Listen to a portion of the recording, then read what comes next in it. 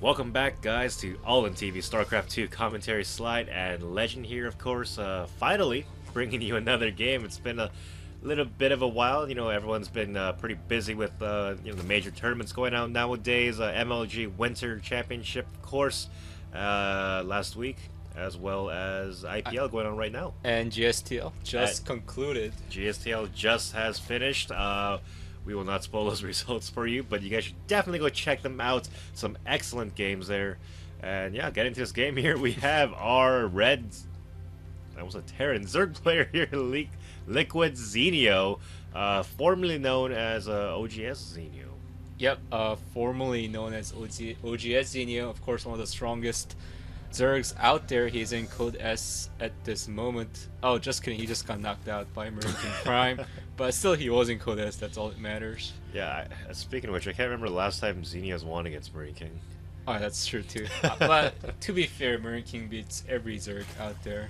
Yeah, definitely. And the map. What map is this? This is Metropolis. Metropolis. Yes, that's... Yes, not Metalopolis, but Metropolis. One of the newer maps currently in the pool. And we should introduce our Protoss player here, the green guy. Yes, the green guy. The green guy spawning down here in the south. MouzMana. Yep, he is from Finland, I believe. I believe, yes. Yep, he's one of the stronger European players out there, of course. He is shadowed by other stronger European Protoss players such as Nanima and Sase, but still, he has a very strong mechanics and it should be a fun game. And Stefano too has been getting quite a bit of popularity as far as European players go nowadays. He was the last IPL champion. Yeah, I mean, he's like, everybody in Europe at least believes that he's the best player in the world.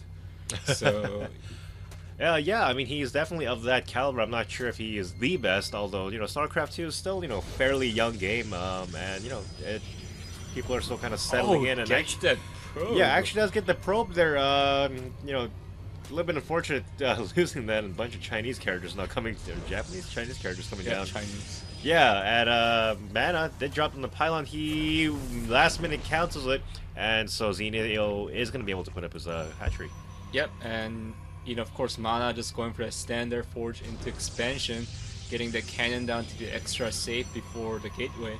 Yeah, and a common thing to see after Forge fast expand in a PVZ, well, what else do you do it, is of course to see Stargate play. Yeah, of course. There's so many things Protoss can follow up this with. That's why Zerg is gonna have hard time kind of predicting. But yeah, we'll see what the follow-up is for Mana here. And we just have a probe checking out probably for that third, whether or not Zenio put down the third or not. Looks like a drone is going down there, and Mana actually sees it, so he's gonna try and delay this for as long as possible. There is a Ling on that probe. Oh, barely gets down the pylon, but again, losing that scouting probe. He might have to send out another one at some point, you know, just because Protoss players like to have pylons out on the map just to have awareness.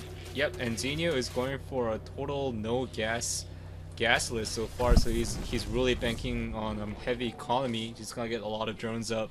And yep. What would be the appropriate response, do you think, Mana could take in response to this quick third? I mean, he can go, you know, some kind of a 6+2 blink stalker. That's one of my favorite. He's sending another probe to scout. Wow, very persistent scouting by Mana here. Yeah, and there is a fairly quick +1 on the way now, as well as a few zealots. So I wonder if he. Well, I mean, it's just going to be, I guess, a +1 zealot attack.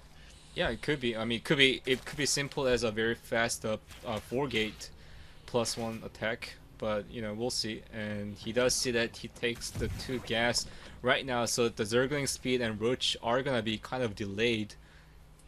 Yeah, it would actually be a good time for him to push out with a couple of zealots, I think. And this is something, you know, you always need to do against Zerg players. You never want to let them sit back and drone up. Like crazy people. Yeah, because Zenio, all he's been doing is just making queens and drones and overlords so far. If we look at the unit tab, yeah, he only has 9 Zerglings out, and actually, Mana doing a pretty good job keeping up on the pro production. Yeah, of course, Protoss has the Chrono Boost ability to pump out a lot of probes out, And we're still seeing he has no gas on his expansion yet, so he's not gonna go on a tech route. I wonder if he's gonna put some like 6K pressure onto Zenio. Yeah, we do have yet to see many more gateways being thrown on, just a couple more at the moment, and finally there is that Robo as well as the third and fourth gases for mana. Yes. And Roach Warren now going up for Zenio as well. I assume that would just be for a defensive Roach Warren. There's no point really in pushing with Roaches at the moment. Yep, and we do have a small force coming out of mana to kind of get some map awareness, you know, clear up the watchtower and stuff.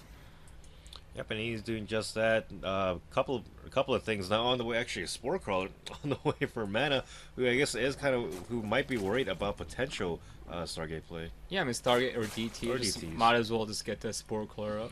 Yep, and Layer now is finally on the way, as well as his own third and fourth gases, +1 armor for mana.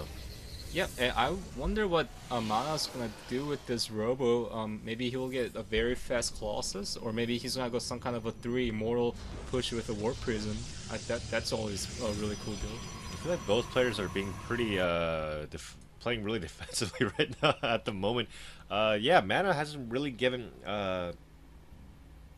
I guess really shown us what he has in mind for an overall strategy. Actually, 2 more gateways now are on the way, as well as the first Immortal. And yeah, again, both players playing pretty thoroughly. Yeah, just seeing as kind of Mana being passive, he might be trying to take the third. He's probably go for that Protoss Death Ball style that Zerg has a really hard time with.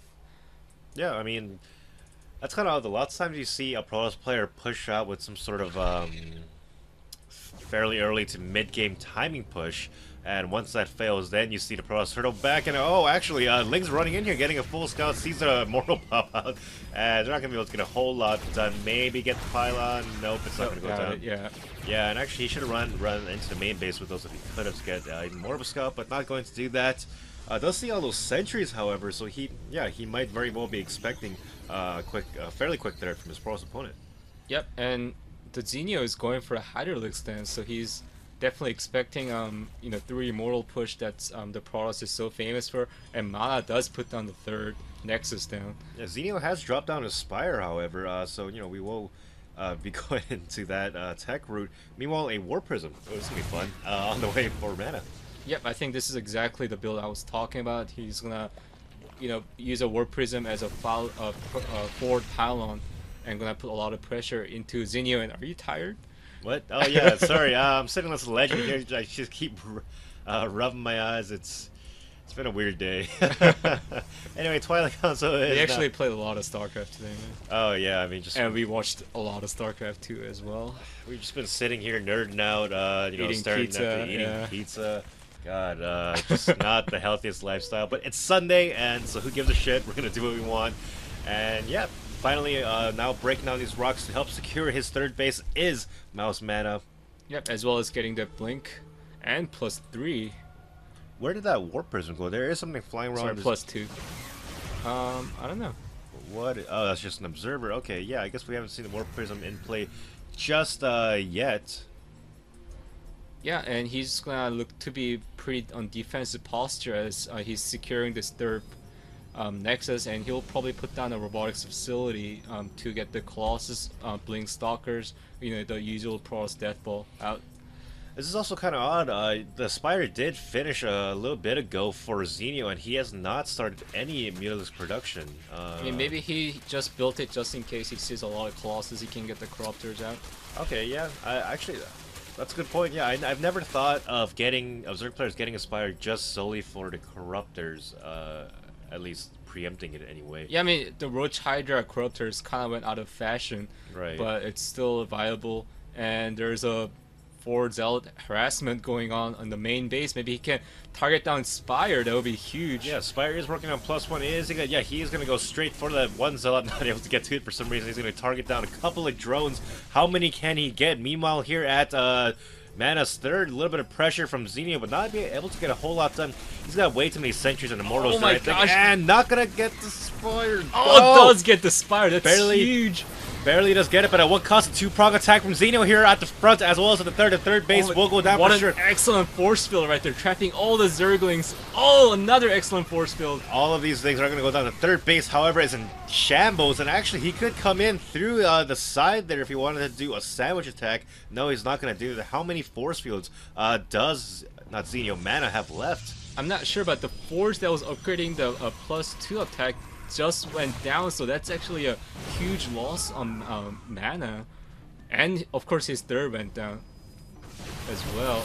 And another excellent force build. Wow, yeah, Mana just controlling these ramps and the choke points to his base so very well. However, the issue is still that Zenio now looking to take his fourth base. Or actually already took his fourth base, my apologies, and... The Spire and Infestation Pit is going up, and oh man, the Hydras are so terrible off the creep, of course. So, of course, Stalkers can chase these now, but maybe Roaches can save the day. Oh no, with the Immortals and the rest of the Stalkers coming up to back up that army, no way Zenio's able to fight this. He needs to continue to retreat, I think, and consolidate his forces so he's actually able to take on his Protoss army. Yep, Mana has a small window of timing. He can go and snipe the third or maybe fourth of Zenio to kind of even the game out. And these Spine Crawlers aren't going to go up for sure. They did buy a little bit of time, but ooh, actually all those drones going down. +3, I believe, on the way for our Protoss. +2 on the way, sorry guys. On the way for our Protoss player here, and actually he needs to separate these two armies. There we go. Decent force fields, but actually a bit of a concave now for Zenio, who's doing quite a bit of damage. Yeah, all the sentries in the front, almost all of them getting taken out here. Yeah, all the Zerglings kind of snuck through that, dealt a lot of damage here, and this Roach Hydra army should be able to push back this army. Oh, the Immortal does go down. Yeah, I mean, when a Protoss army, as you can see, loses the battle there, it's almost only the Stalkers that are able to blink out and get away. Everyone else left to fend for themselves. Zenio trading so well, trading, you know, relatively cheap Roaches for a bunch of sentries and Immortals, and looks like Mana desperately warping in even more sentries, I guess, for its second push. Or maybe he's trying to just hold this push off. But of course, Mana did get that third up, so if he can turtle a bit, cast some excellent force field, he can live. Oh, decent force field. No, it's a pretty good force field. The problem is the Hydras, of course, with their excellent range, are able to shoot over a lot of those force fields. And pretty decent blink micro rather, coming here from Mana. Zerglings now flooding in. And where are Mana's reinforcements? Looks like they are warping in and coming down from the high ground, actually. Yeah, he could be actually shooting from here. Yeah. Okay, looks like Mana will be able to hold this off without too many more further losses. 20 Mutalisks on the way for Zenio. We're gonna see how well that works out.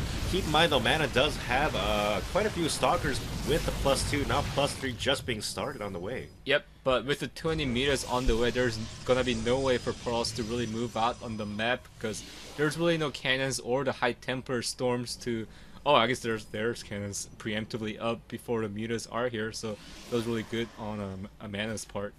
Yeah, and looks like +1 flyer attack is now on the way for Zenio. As we saw earlier, he actually was trying to get that up before his Spire was sniped. Yep. So, you know, kind of a bit of a good thing for Mana there, I guess.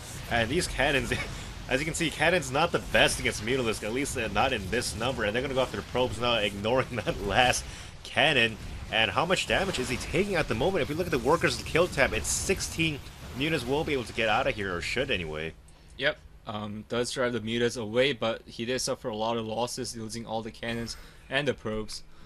Oh yeah, actually a second group of Mutas. That's very smart. You rarely see Zerg players really split up their Mutaflocks because they like to, you know, get that big ball of them, right? Yep. And this is very well done by Zenio to make two groups of Mutalisks. Yeah, and Zenio in a commanding position here. He could just put non-stop pressure on while just taking all over the map, and maybe build a lot of spine crawler just in case there's a base trade scenario going on. Yeah, definitely. It looks like his Ling Mutaflock army, whatever, is getting ready to hit the third. There are Stalkers in position, but that's way too many Mutalisk, I think. And the Stalkers, despite being having an upgrade advantage, I think they will not be able to hold us off without further support. Yep, all the sentries do go down. He picks off the sentries really well, but just enough Stalkers to drive these units away. Yeah, he should actually go in. It's just pure soccer against Ling Muta, and he should be able to do quite a bit of damage here to Mana's army. What are the losses that he's going to take here? All these stalkers kind of trapped here, Yep. not quite able to get away. Muta's just headbutting the Blink Stalkers. Yeah, which is fine because Zenio is up almost 100 in supply. 3 attack rather just finished for our pros player, but what does that matter when you don't have an army to use that upgrade? So many probes insta dying. There are 36 probes at the moment killed, and yep, GG goes Mana. Well played, Zenio. Alright, that was really well played by Zenio. He tech switched flawlessly from the Roach Hydra into a Muta Ling, and that was a game right there. Yep, that's gonna be about it, and yeah, stay tuned for more games in the future. We will see you guys soon. See you guys later.